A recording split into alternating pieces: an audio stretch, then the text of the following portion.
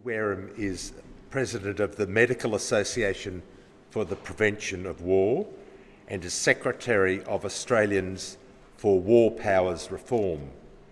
She has previously been on the boards of ICAN Australia, the international campaign to abolish nuclear weapons, international positions for the prevention of nuclear war.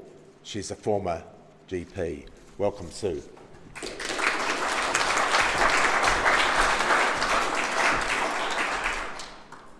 Thank you very much, David, and it's a great pleasure to be here, and I want to congratulate IPAN for organising this forum this evening because it's a topic that we should and must be talking a lot more about.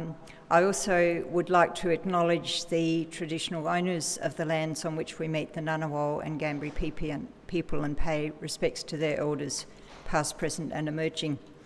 And just to observe also that Australia appears to have almost an obsessive reliance on other nations, needing other nations to protect us against being invaded.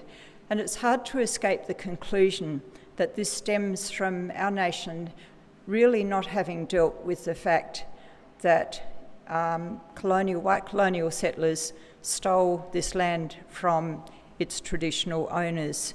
And until we deal with that problem, perhaps we will continue to have this disproportionate fear of being invaded, somebody else doing the same to us.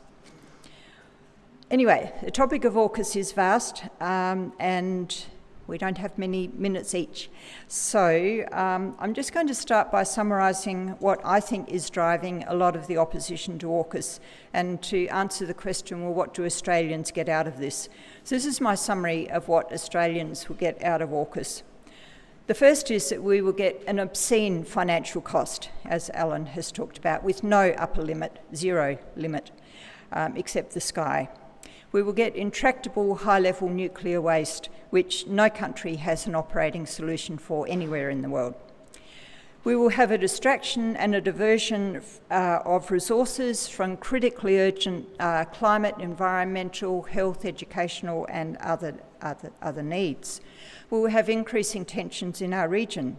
We will have an even greater risk of finding ourselves in a catastrophic war against China. We will have a greater risk of being targeted ourselves in such a war. We will have a greater risk of nuclear war. We will have a pathway for a future Australian government to decide that Australia should develop nuclear weapons. We will have provided an opportunity for other nations to develop the same pathway to develop nuclear weapons themselves. And therefore, we will have even greater hurdles to overcome in the struggle to get rid of nuclear weapons globally. So it doesn't sound like a very good deal, actually. And it's no wonder that two successive governments have absolutely not wanted any debate whatsoever about this. They have been scared of that. It was announced in a foreign capital with barely a soul in Australia knowing anything about this until the whole world knew about it.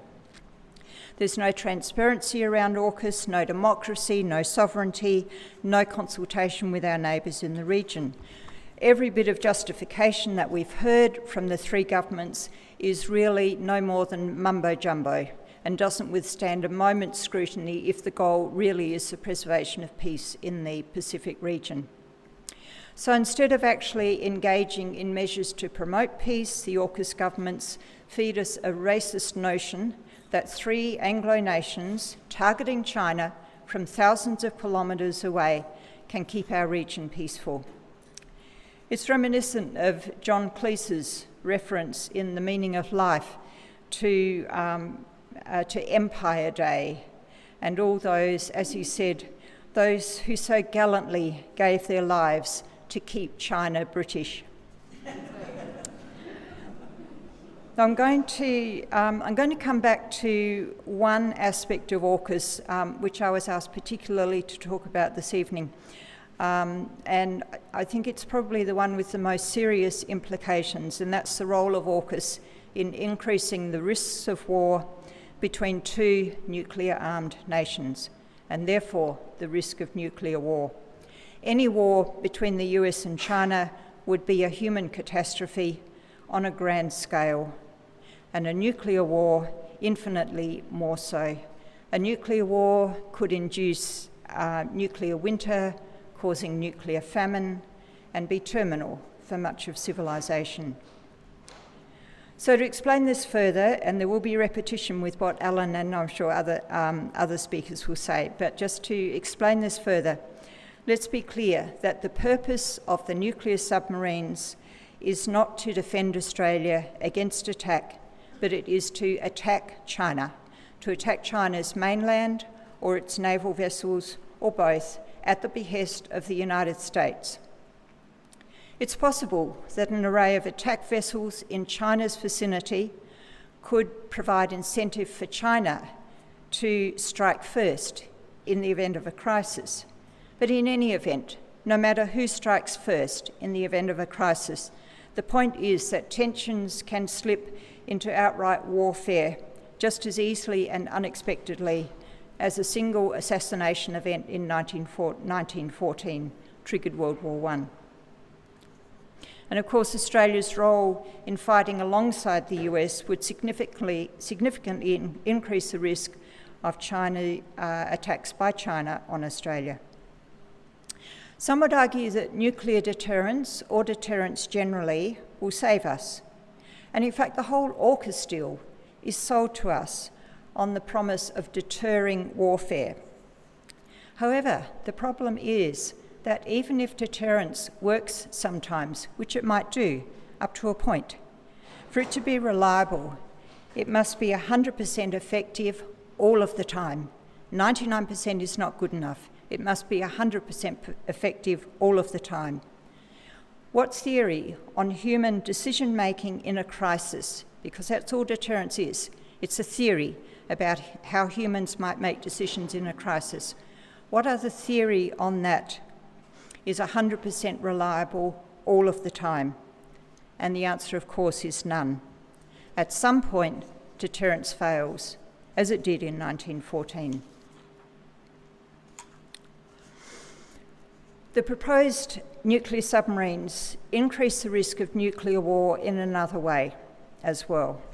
They undermine efforts to stop the spread of nuclear weapons because they will be powered by highly enriched uranium, weapons-grade highly enriched uranium, HEU, basically nuclear bomb fuel. Several nations have nuclear submarines powered by low-enriched uranium, including France and including China. And this cannot be used for nuclear weapons, but the planned AUKUS submarines will be HEU powered. Concerns about this were raised from almost the very moment that the AUKUS announcement was made and the submarines. Since the announcement, Iran has expressed interest in nuclear-powered submarines to help justify its HEU production. South Korea and Japan have also expressed interest in acquiring nuclear-powered submarines. Now, would Australia accept assurances from other nations, such as Iran, that their HEU will not be used for nuclear weapons? Of course not. It's a ridiculous notion. We have sanctions and other measures over that very issue in relation to Iran. So yet again, it's one rule for us and another rule for other nations.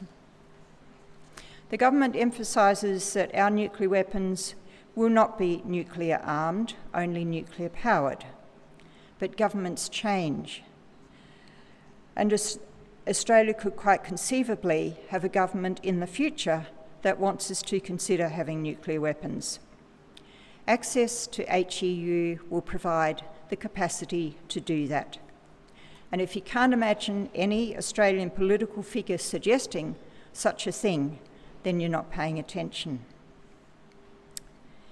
The prospect of nuclear-powered submarines for Australia makes it even more important that Australia join the Treaty on the Prohibition of Nuclear Weapons, which would be by far the most reliable indication of Australia remaining nuclear weapons free.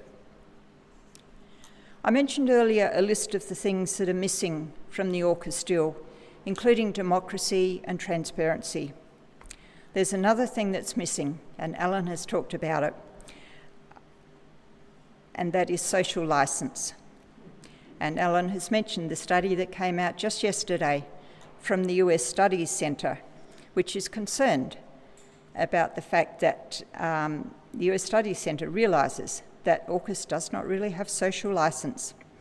And so they have released a paper on this very subject about how our universities should be helping to build that social licence. It's an interesting read, it's an alarming read, and we know that the pressure on our universities has already begun long since. So our task is to make sure that that social licence never develops in our universities or in anywhere else in our society. Thank you.